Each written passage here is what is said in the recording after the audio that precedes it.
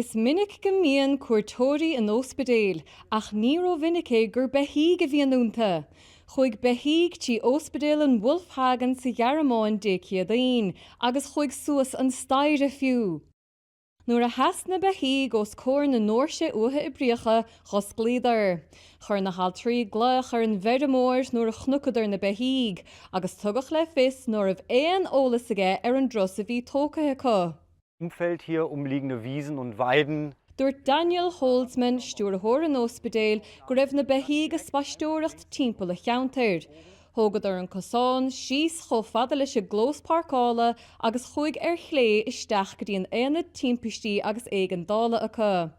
Deir sé go mítead olamh do bhuarán cos na éigeandála ach ní de bheithíg. Di réir na dúriscí bhí na hanamhithe fós ina ngortan ihe rim ré.